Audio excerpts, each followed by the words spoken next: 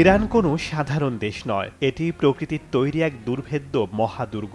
দেশটির পশ্চিম ও দক্ষিণ পশ্চিম সীমান্ত জুড়ে দাঁড়িয়ে আছে বিশাল জগ্রস পর্বতমালা।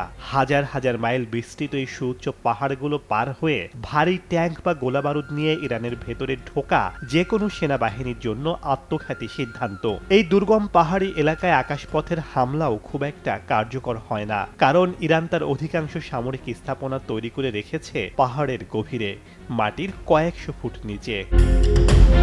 ইরানের কেন্দ্রভাগে রয়েছে দাশতে কাভির এবং দাশতে লুতের মতো বিশাল রুক্ষ মরুভূমি। যদি কোনো শত্রু পাহাড় ডিঙিয়ে ভেতরে ঢুকতে পারে, তবে প্রচণ্ড উত্তপ্ত জনমানবহীন মরুভূমি তাদের গিলে ফেলবে। এই রুক্ষ ভূ প্রকৃতিতে 1980 সালে যুক্তরাষ্ট্রের অপারেশন ইগল ক্লো ব্যর্থ হয়েছিল।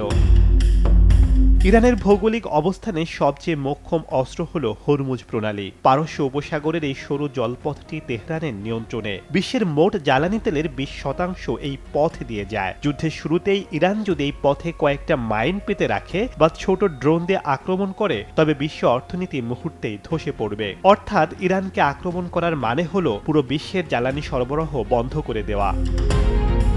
সহজ কথা, ইরানকে জয় করতে হলে কেবল তাদের সেনাবাহিনী নয়, লড়াই করতে হবে তাদের বিশাল পাহাড়, তপ্ত মরুভূমি আর উত্তাল সমুদ্রের সাথে। আর সেই লড়াইয়ে জেতা যে কারোর জন্যই প্রায় অসম্ভব। এই কারণেই দশকের পর দশক হুমকি দিলেও ওয়াশিংটন তেহরানের ভেতরে বড় কোনো হামলা চালাতে পারেনি।